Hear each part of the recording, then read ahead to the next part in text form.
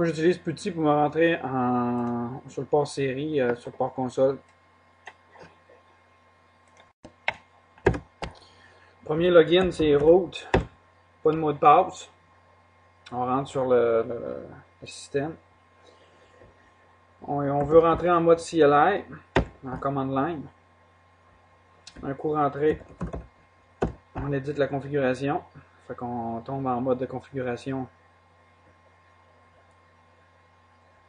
Première chose qu'il faut faire, c'est mettre un mot de passe sur le root.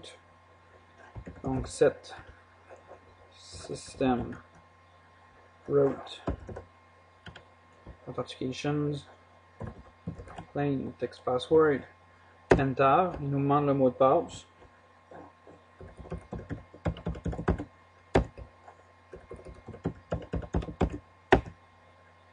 C'est fait pour le mot de passe.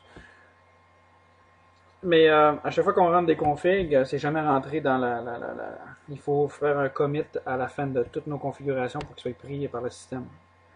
On pourrait en faire un entre chaque étape, là, mais mettons qu'on va faire les paramètres de base, puis on en fera un global.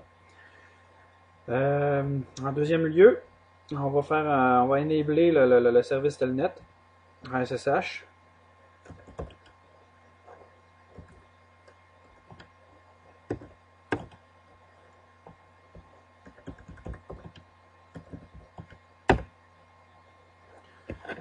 Troisième lieu, je vais enabler le mode, le G-Web, le mode de management par le web, par un explorateur HTTP.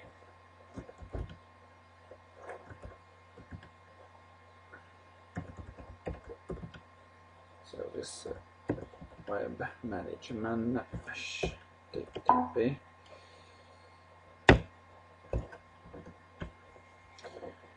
En quatrième lieu, on va mettre un nom à notre switch, à notre commutateur. Donc là, on configure le hostname.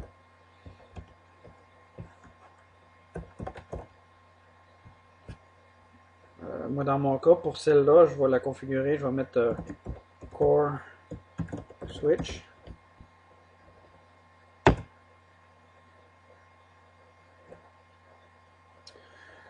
En cinquième lieu, ce qu'on va faire, c'est qu'on va configurer un accès de super utilisateur pour un usager de la façon suivante.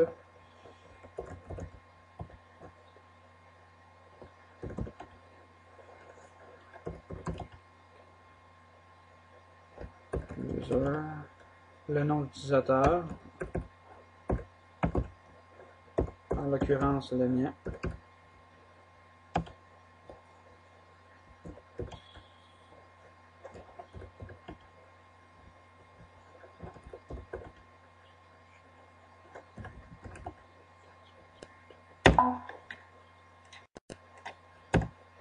Enter.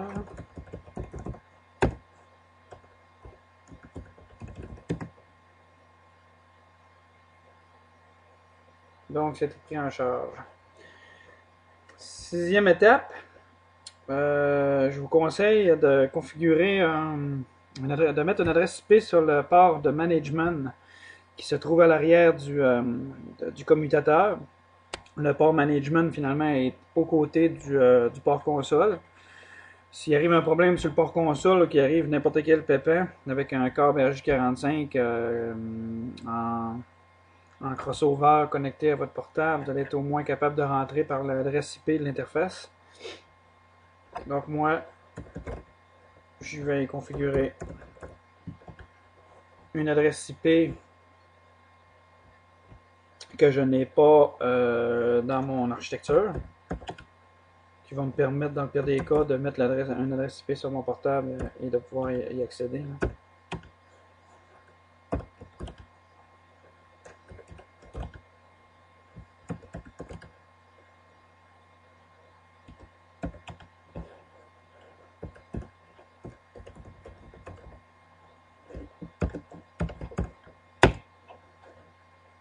Et pour la config de base, on peut faire un commit pour que le switch prenne en charge les nouvelles configurations.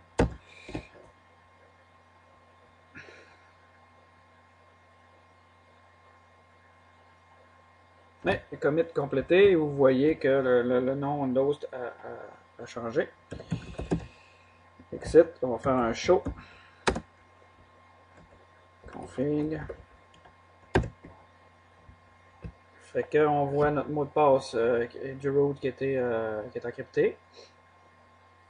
On voit le username qu'on a créé. Classe super user avec son mot de passe encrypté. On voit que les services SSH et Web Management sont activés. C'est sûr que là j'ai mis en HTTP, on aurait pu le faire sécuriser. Et les interfaces de configuration, si on s'en va jusqu'à la fin.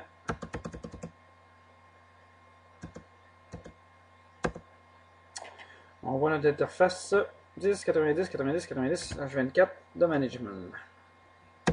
Ça complète finalement l'étape de configuration basic, de base, pour un commutateur de série EX.